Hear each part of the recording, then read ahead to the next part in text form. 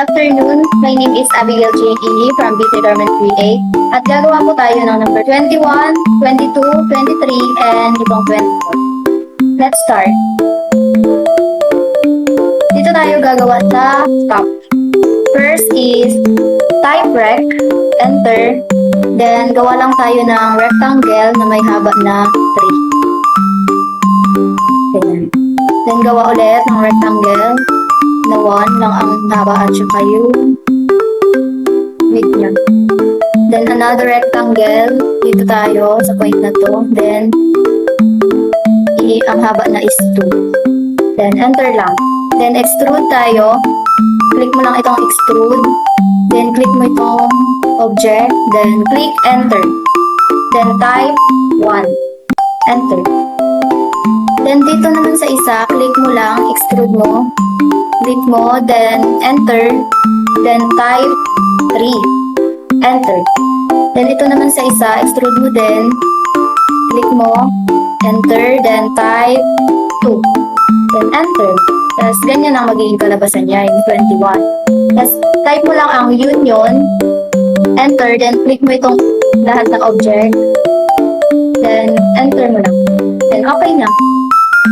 Okay na yung number 21. Next tayo sa number 22. Rec lang ulit. Enter. Then, gawa tayo ng papunta dito na ang haba is 3. Enter mo lang. Then, gawa din tayo ulit ng rectangle. Pababa, which is 2 ang haba. Ulit natin. 2 ang haba, then enter. Then, i-copy mo itong isang rectangle. Enter mo, then copy mo siya dito sa baba. Then, enter. Then, okay na, extrude tayo. Itong nasa taas, click mo lang.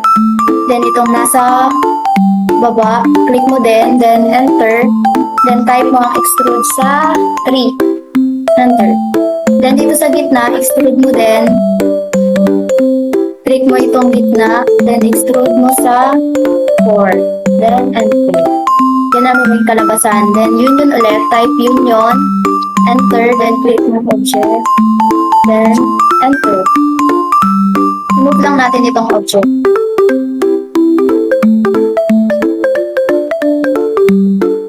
Dito naman tayo sa number 23. Type lang ang rec. Enter. Then, gawa tayo ng rectangle na 1 lang. Then, rec ulit na may haba na 3. Then, enter. Then, rectangle ulit na may haba na 2. Tapos, ipantay lang natin dito sa unang rectangle. Then, rec ulit. Katulad nung na nasa unang na 1. Then, enter. Rectangle ulit. Then, buhat tayo ng kapantay dito. Then, enter. Extrude na tayo. Click mo itong first ng maliit na box, then itong isa. Then, enter mo. Extrude mo sa 3. Then, enter. Then, itong medyo mahaba na rectangle. Extrude mo din. Parehas.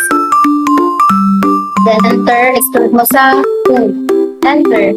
Last, itong pinakamalaking rectangle. Extrude mo sa 1.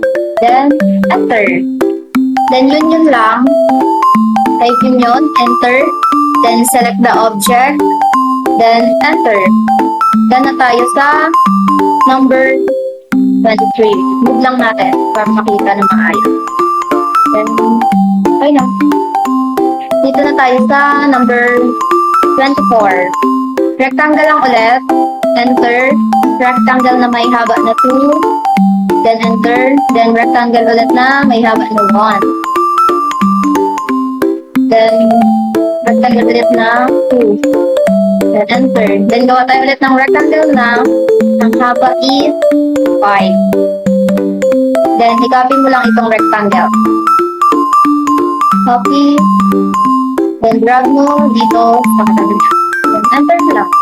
Tapos, punta tayo sa extrude.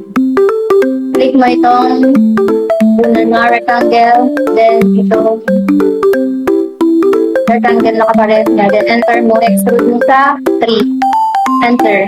Then itong nasa gitna, extrude mo siya sa 4. Enter. Then itong ang mahaba na nasa gitna, extrude mo siya sa 1. Enter. Then itong last na mahaba na rectangle, extrude mo lang sa 2. Then enter. Then okay na. Mayun naman tayo. Enter lang. Then select the object. Then enter. Move lang natin ang object. Then enter. Para makita ng maayos. Then done na. Tapos na tayo sa 21, 22, 23, and 24 na object. That's all. Thank you!